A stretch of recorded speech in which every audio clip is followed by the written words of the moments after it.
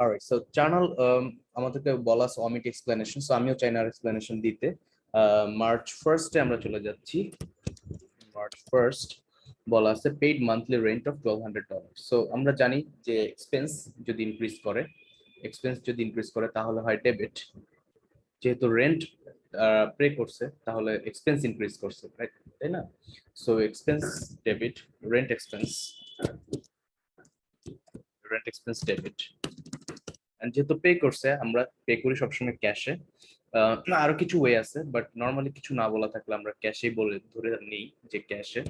So cash is credit because cash is decreasing, and আমরা জানি cash একটা asset, যেটা অ্যাসেট ডিক্রিজ করলে ক্রেডিট হয়। 1200, okay. So perform services for 161 on account. This is for March 3, okay.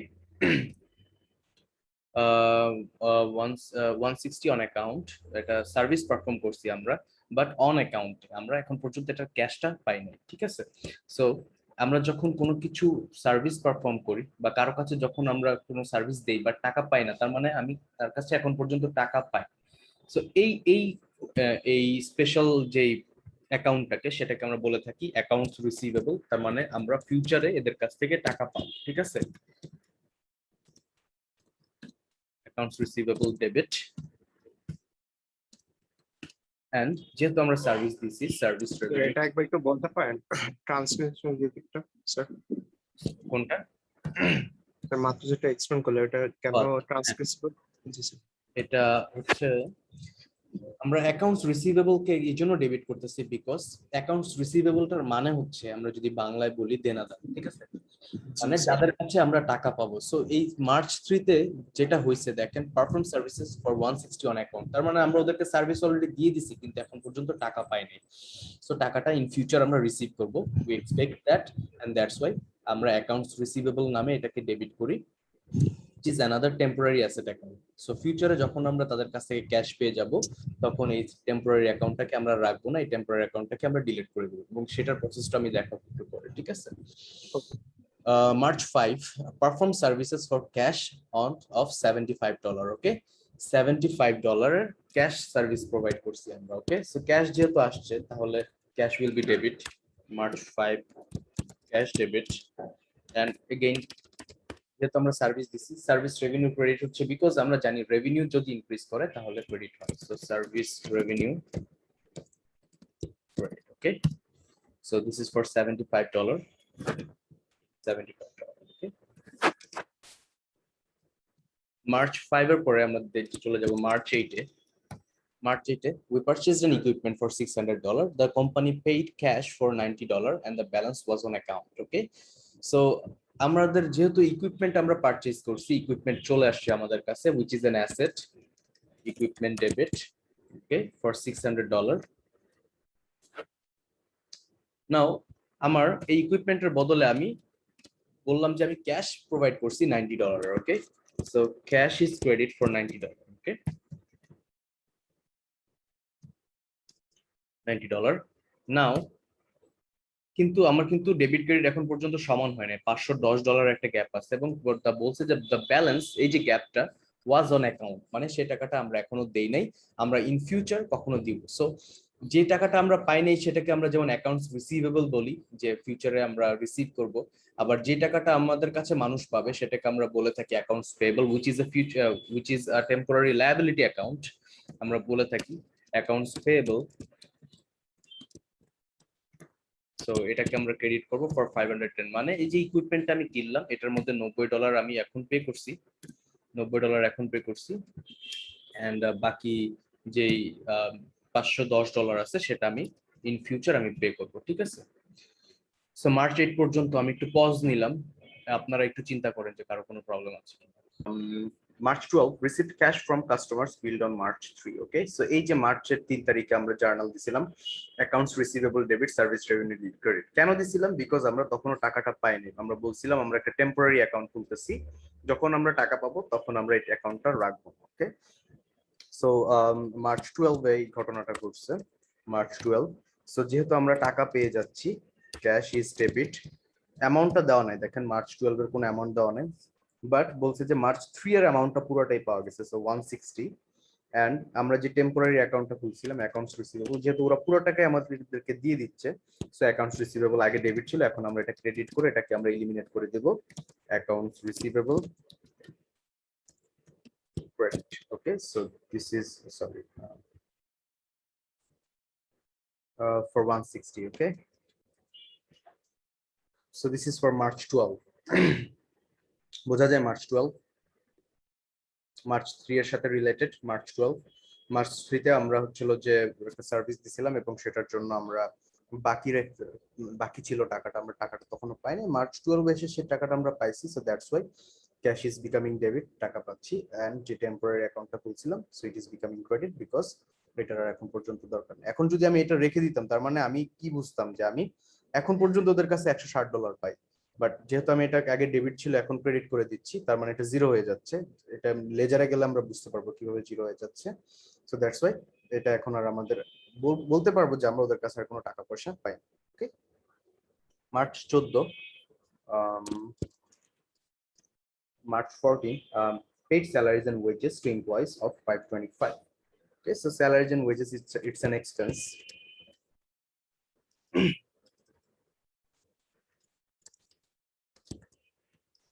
Salaries and wages expense debit. আমরা জানি expense যদি increase করে তাহলে ডেবিটার 525, এন্ড যেহেতু আমরা এটা পে করে দিচ্ছি, cash is credit, cash credit for 525 as well. Okay, 525. March 14 pretty easy. March 22 আমরা করতেছি না because it is দেখেন paid utilities of 72, so same salaries and wages expense এর মতনই আমরা লিখবো utilities expense debit cash credit. Okay, so এটা আমরা বাদ দিয়ে দিচ্ছি। March 24 দেখেন borrowed $1,500 from the Grafton State Bank by signing a note. এটা আমরা অনেক পড়ছি, অনেকবার দেখছি, আমাদের এক্সামেও আসছে অনেকবার। This is for March 24, March 24. So March 24 এর আমার দেখেন আমার যেহেতু আমরা ক্যাশ পাইছি, okay $1,500, so cash is debit, cash is debit, and ক্যাশটা পাইছি হচ্ছিল যে একটা নোটস পেয়েবল এর এগেইনস্ট, রাইট? নোটস পেয়েবল, এবং নোটস পেয়েবল আমরা জানি লায়াবিলিটি, যে কোনো রকম পেয়েবলই মোটামুটি বলা যায় যে লায়াবিলিটি। সো লায়াবিলিটি ইনক্রিজ করলে আমরা জানি ক্রেডিট হয়, so notes payable credit. Okay, so this is cash for 1,500। আপনারা না বুঝলে আমাকে মাঝখানে থামাইতে পারেন, সমস্যা নেই, এনি টাইম। ওকে, বলে দিলাম। So cash debit, notes payable, credit. March 27 এটা আমি বাদ দিলাম because same repair expense debit, cash credit, so utilities salaries এগুলো একই রকম। ওকে, সো March 28 আমরা করব paid balance amount owed from equipment purchase on March 8। এই যে টেম্পোরারি অ্যাকাউন্ট আমরা খুলি, অ্যাকাউন্টস রিসিভেবল, অ্যাকাউন্টস পেয়েবল, এগুলো পে হয়ে গেলে এগুলো আর থাকে না। সো সেম ওয়েতে এখানে যে এখন March 8 আমরা যে ইকুইপমেন্ট কিনছিলাম $510 আমাদের বাকি ছিল, সেই $510 আমরা মার্চের 28 তারিখ পে করতেছি। ওকে, মার্চের 28 তারিখ পে করতেছি। সো আমাদের এই যে অ্যাকাউন্টস পেয়েবল ক্রেডিট ছিল এটা এখন ডেবিট হবে, যেহেতু আমরা এটা এলিমিনেট করতে হবে। Accounts payable debit for 510, and যেহেতু আমরা এখন পে করতেছি তাদের, so that's why it is cash, always pay করলে ক্যাশ ক্রেডিট, অ্যাসেট কমতেছে, cash credit for 510। Okay, March 28, March 30 paid 1,800 for 6 months of insurance. Okay, so March 30,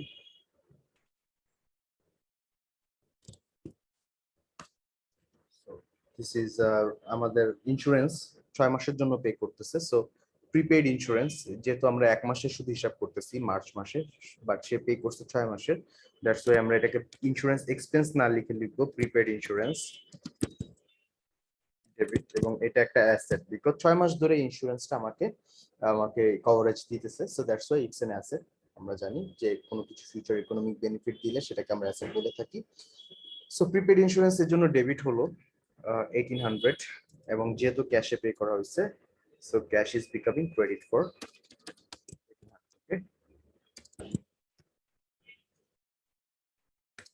1,800। So okay, so মার্চের 1 তারিখে দেখেন আমাদের কি হয়েছে, রেন্ট এক্সপেন্স ডেবিট হয়েছে 1200, cash credit হয়েছে 1200। সো রেন্ট এক্সপেন্স একটা অ্যাকাউন্ট খুললাম মার্চের 1 তারিখ। So it was debited by 1200, so the debit balance is also 1200। And পরবর্তীটা আমাদের ছিল cash credit, sorry cash account. So cash মার্চের 1 তারিখ। So it was credited by 1200, so the credit balance is 1200. Okay, the credit balance is 1200. মার্চের 3 তারিখ, না বুঝলে থামায়েন, problem নাই। মার্চের 3 তারিখ accounts receivable debit, service revenue credit. Okay, so আমাদেরকে দুইটা অ্যাকাউন্টই খোলা লাগবে। অ্যাকাউন্টস রিসিভেবল, সো এটা ঘটছে মার্চের 3 তারিখ। So it was debited by 160, so the debit balance is also 160. And service revenue, so service revenue account, service review account যদি আমরা দেখি তাহলে মার্চের 3 তারিখে it was credited by 160, so the balance is also 160. Okay, credit balance. মার্চের 5 তারিখ cash debit service revenue credit for 75. Okay, so মার্চের, so it was March 1, March 5 cash was debited by 75, so লিখলাম ডেবিটে 75, কিন্তু আমাদের ব্যালেন্স ছিল credit balance, so that's Y আমাদের এখন বিয়োগ হবে ক্রেডিট, যেহেতু আমাদের ব্যালেন্স ক্রেডিট ব্যালেন্স, টাকা বসতেছে ডেবিটে, সো এটা আমাদের বিয়োগ হয়ে যাবে। অপোজিট কিছু হলে বিয়োগ হয়ে যাবে, ঠিক আছে। সো 1200 থেকে 75 যদি আমি মাইনাস করি 1125, this is another credit balance for cash. এবং সার্ভিস রেভিনিউতে আমরা চলে যাব March 5 সার্ভিস রেভিনিউতে চলে যাব। So service revenue again it's 75, so the balance is 235, right? 235. সেটা হচ্ছে আমাদের মার্চ 5 আমরা পোস্ট করে ফেললাম। মার্চের 8 তারিখ equipment debit, cash credit, accounts payable credit. Okay, so আমাদের প্রথমে ইকুইপমেন্ট অ্যাকাউন্টটা খুলে ফেলতে হবে। So equipment account, so equipment মার্চের 8 তারিখ it was debited by 600, so the debit balance is also 600. Cash was credited by 90, so মার্চের 8 তারিখ ক্যাশে চলে গেলাম। মার্চের 8 তারিখ cash was credited by 90, so the এখন আবার যোগ হবে, so it's becoming 1215. and আরেকটা হচ্ছিল যে অ্যাকাউন্টস পেয়েবল ক্রেডিট হচ্ছিল 510, accounts payable 510, shit, sorry, March 8 credit was 510, so the credit balance is also 510. Okay, এগুলো আমার মার্চের 8 তারিখ। মার্চের 12 তারিখ cash debit accounts receivable credit. Okay, সেটাকে আমরা আবার পোস্ট করব। Cash was debited by 160, so March 12 160 debit হয়েছে, সো 160 লিখলাম ডেবিটে। এন্ড যদি আমরা এখন বিয়োগ করি তাহলে পাবো 1055, right? 1055. and accounts receivable credit হয়েছে March 12 160, March 12 accounts receivable was credited by 160, so লিখলাম ক্রেডিটে 160, so এই যে ডেবিট ব্যালেন্স ছিল 160, এখন আবার ক্রেডিটে 160 বসতেছে, so that's why my balance is 0 here. Okay, 14 এ দেখেন salaries and wages expense debit, cash credit for 525, so আমরা স্যালারিজ এন্ড ওয়েজেস এক্সপেন্সটা খুলি। salaries and wages expense,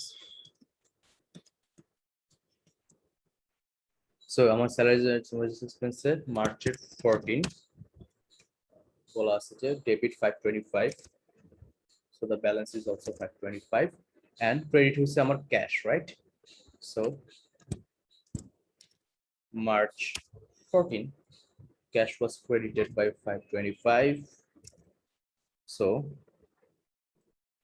1580, this is my new credit cash balance. Okay, 1580.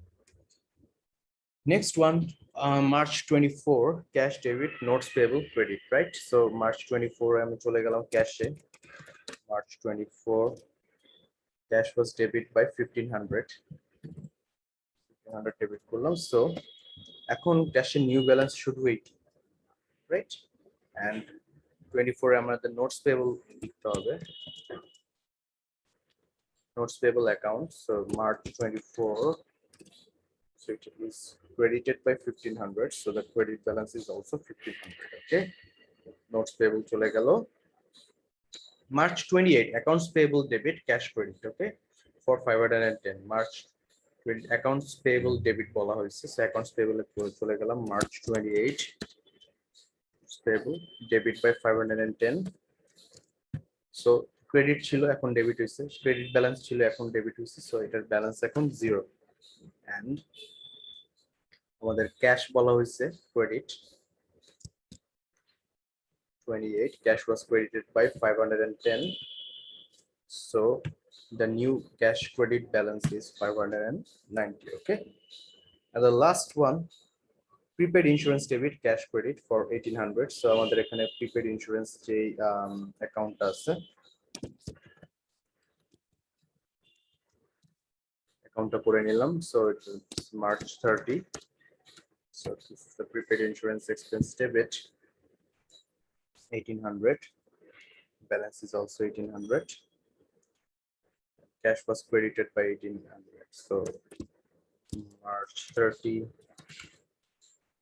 cash is credited by 1800, and so the new balance is 2390, and this is a credit balance, okay? This is a credit balance. So আমরা প্রত্যেকটাকে এভাবে আলাদা করেও লিখতে পারি, যেমন এটার debit balance, এটার credit balance, নিজেদের বোঝার জন্য। এটা তো জিরো ব্যালেন্স লাগবে না, সার্ভিস রেভিনিউ ক্রেডিট ব্যালেন্স, দেন ইকুইপমেন্ট এটার ডেবিট ব্যালেন্স। আমরা এটা নিজেদের মতন চাইলে লিখে নিতে পারি নিজেদের সুবিধার জন্য, যখন আমরা আমাদের ট্রায়াল ব্যালেন্স করব সেটাতে সুবিধার জন্য, ওকে? সো পোস্টিং এ কারো কোনো প্রবলেম আছে কিনা বল।